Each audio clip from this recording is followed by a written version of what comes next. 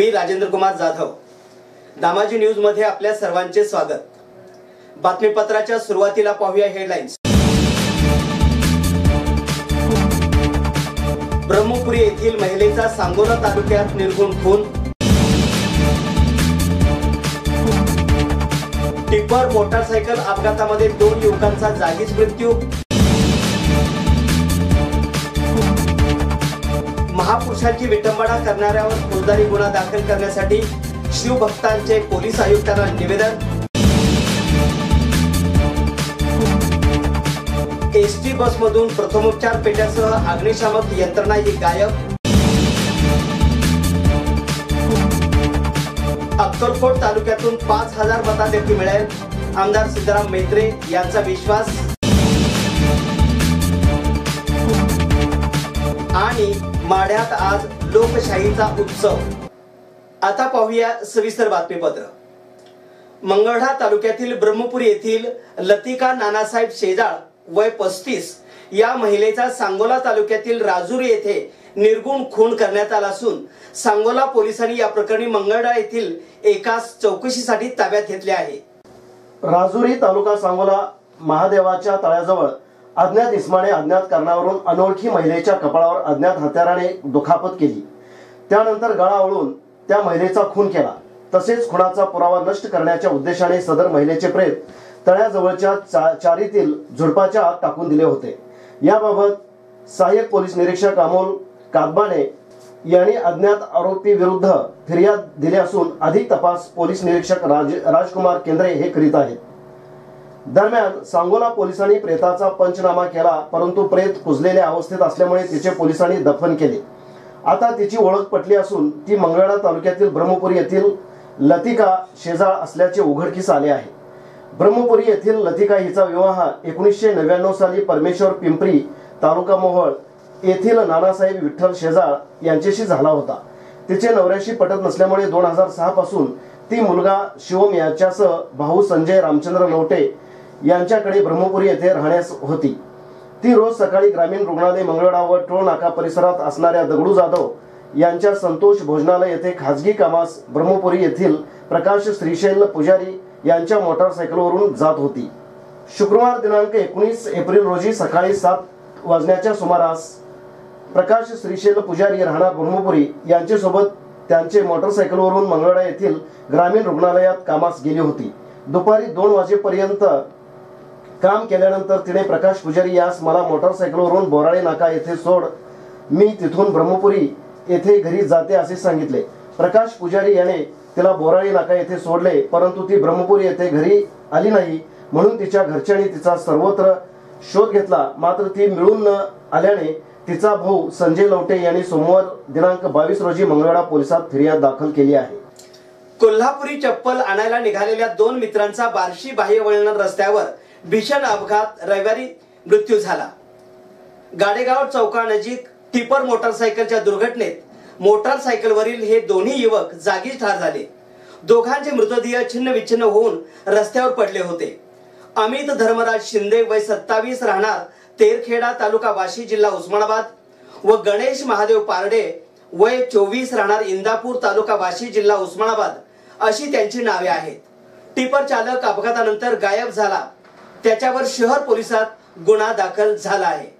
अपघातातील दोघे खांडगी येथे अमितने बांधायला टाकलेली कोल्हापुरी चप्पल आणण्यासाठी गणेशच्या मोटारसायकलवरून MH25 AN 9835 या मोटारसायकलवर गेले होते। परतीच्या प्रवासात ॲपल हॉटेल नजीक ते आले। पुढील टिप्पर MH13 AX 3282 हा अचानक उजव्या बाजूला वळल्याने मोटारसायकलला धडक बसली, ते जागीच ठार झाले। अमित हा JCB ऑपरेटर होता, त्याच्या मागे आई, वडील, भाऊ असा परिवार आहे। गणेश पारडे याचा हॉटेल व्यवसाय होता। दरम्यान मृताचे मामा बालाजी भीमराव घोले राहणार तेरखेडा यांनी फिर्याद दिली। डॉक्टर बाबासाहेब आंबेडकर जयंती मिरवणुकीत PB ग्रुपचे देखाव्यात छत्रपती शिवाजी महाराजांच्या मूर्तीला बाबासाहेबांचा चेहरा लावून विटंबना केल्या प्रकरणी मूर्तिकाराला आणि नगरसेवक आनंद चंदनशिवे यांना अटक करावी अशी मागणी शिवप्रेमींनी पोलीस आयुक्तांकडे केली आहे। डॉक्टर बाबासाहेब आंबेडकर जयंती उत्सवानिमित्त रविवारी 21 एप्रिल रोजी निघालेल्या मिरवणुकीवेळी पीबी ग्रुप अर्थात प्रबुद्ध भारत तरुण मंडळाचा देखावा सादर केला होता। या देखाव्यामधील मूर्ती सिंहासनावर छत्रपती शिवाजी महाराजांच्या वेशभूषात बसलेले डॉक्टर बाबासाहेब आंबेडकर यांना दाखवला असून हा प्रकार जाणीवपूर्वक आणि खोडसाळपणे केलेला आहे।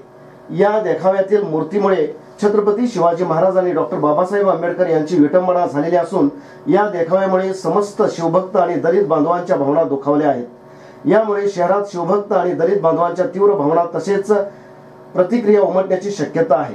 पीबी ग्रुपचे हे जातीय सलोखा बिघडवणारे कृत्य असून त्यामुळे सोलापुरातील सामाजिक आणि जातीय सलोखा धोक्यात येण्याची शक्यता आहे व तसेच पीबी ग्रुपचे पदाधिकारी गेल्या 2 महिन्यापासून शहरातील शांतता बिघडण्याच्या जाणीवपूर्वक प्रयत्नात आहेत।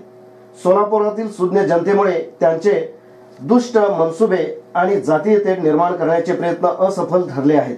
त्यामुळे पीबी ग्रुपचे पदाधिकारी आणि ही मूर्ती तयार करणाऱ्या मूर्तिकारावर दखलपात्र फौजदारी गुन्हा दाखल करून त्यांना अटक करावी अशी मागणी समस्त शिवभक्तांनी पोलीस आयुक्त महादेव तांबडे यांची भेट घेऊन सोमवारी निवेदनाद्वारे केली।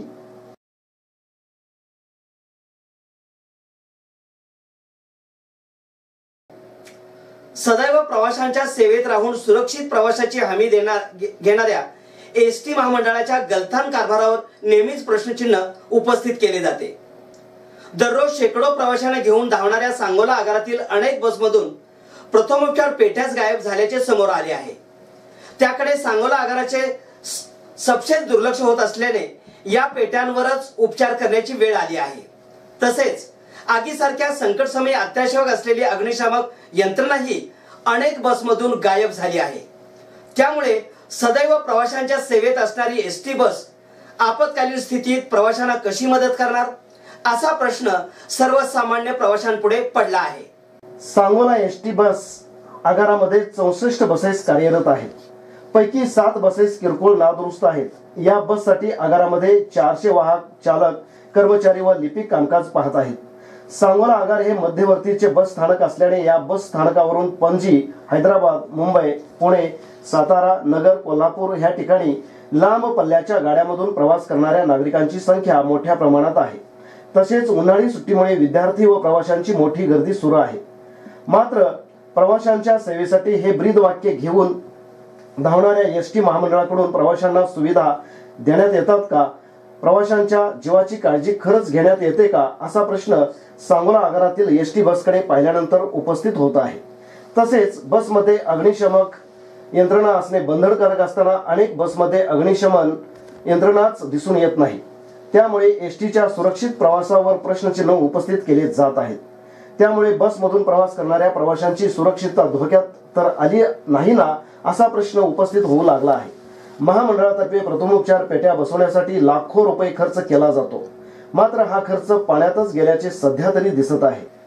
अक्कलकोट तालुक्यातून काँग्रेस आघाडीचे उमेदवार सुशीलकुमार शिंदे यांना 5000 पर्यंत मताधिक्य मिळेल असा विश्वास आमदार सिद्धाराम म्हेत्रे यांनी व्यक्त केला। काँग्रेस पक्ष कार्यालयात पत्रकारांशी ते बोलत होते। लोकसभा निवडणुकीबाबत आमदार म्हेत्रे यांना विचारले असता त्याने अक्कलकोट तालुक्यात मतांचे ध्रुवीकरण झाले असून जातीवर निवडणूक गेल्याने काँग्रेस पक्षाला कमी मताधिक्य मिळेल। सोलापूर लोकसभा निवडणुकीत सुशीलकुमार शिंदे हे 15 ते 20 हजार मताधिक्याने विजयी होतील। काँग्रेस पक्षाला सर्वत्र पोषक वातावरण असून काही भाग वगळता सुशीलकुमार शिंदे यांना मताधिक्य मिळेल असे शेवटी आमदार सिद्धाराम म्हेत्रे यांनी सांगितले। लोकसभा निवडणुकीच्या 3ऱ्या टप्प्यात माढा लोकसभा मतदारसंघासाठी मंगळवारी मतदान पार पडणार आहे। यासाठी प्रशासनातर्फे जय्यत तयारी करण्यात आली आहे। माढा लोकसभा मतदारसंघातून 31 उमेदवार नशीब आजमावत असून त्यात राष्ट्रवादीचे संजय मामा शिंदे, भाजपाचे रणजितसिंह निंबाळकर, वंचित बहुजन आघाडीचे विजय मोरे, संभाजी ब्रिगेडचे विश्वंभर काशीद यांच्यासह 31 जण निवडणुकीच्या रिंगणात आहेत।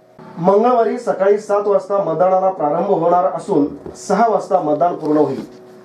लोकशाहीचा उत्सव असलेल्या निवडणुकांमध्ये मतदान करण्यासाठी मतदार व विशेषतः नव मतदारांमध्ये उत्सुकता असल्याचे चित्र आहे। निवडणुकांच्या तारखेची घोषणा होण्याअगोदरच माढा मतदारसंघात राजकीय वातावरण तापले होते। प्रचारादरम्यान विविध पक्षाच्या नेत्यांनी देखील मतदारसंघात उपस्थिती लावून जाहीर सभांच्या माध्यमातून मतदारांना साथ घातली। याशिवाय सर्वच उमेदवारांनी आपापल्या पद्धतीने प्रचार करत मतदारापर्यंत पोहोचण्याचा प्रयत्न केला। मतदानाच्या दिवशी देखील उमेदवार व राजकीय पक्षाकडून कार्यकर्त्यांचे व्यवस्थापन करण्यात आले आहे। मतदानाचा हक्क बजावण्याकरता मतदारांना प्रवृत्त करण्यासाठी विविध प्रसार माध्यमाबरोबरच सोशल मीडियाचाही मोठ्या प्रमाणात वापर होत असल्यामुळे मतदानाचा टक्का वाढण्यास निश्चितच मदत होणार आहे। लोकशाहीत मतदारांची भूमिका सर्वार्थाने निर्णायक ठरत असल्याने मतदारांनी निवडणुकीमध्ये मतदानाचा पवित्र हक्क बजावून सार्वभौम शक्तिशाली भारतीय लोकशाही अधिक बळकट करण्यासाठी मदतच करणे हे कर्तव्य आहे। पुन्हा एक नजर हेडलाईन्सवर। ब्रह्मपुरी येथील महिलेचा सांगोला तालुक्यात निर्घुण खून। टिप्पर मोटारसायकल अपघातामध्ये 2 युवकांचा जागीच मृत्यू। महापुरुषांची विटंबना करणाऱ्यावर फौजदारी गुन्हा दाखल करण्यासाठी शिवभक्तांचे पोलीस आयुक्तांना निवेदन। एसटी बसमधून प्रथमोपचार पेट्यासह अग्निशामक यंत्रणा ही गायब। अक्कलकोट तालुक्यातून 5000 मताधिक्य मिळेल, आमदार सिद्धराम मैत्रे यांचा विश्वास। आणि माढ्यात आज लोकशाहीचा उत्सव। हे होतं आजचं बातमीपत्र। पुन्हा भेटू एका नवीन बातमीपत्रासोबत। नमस्कार।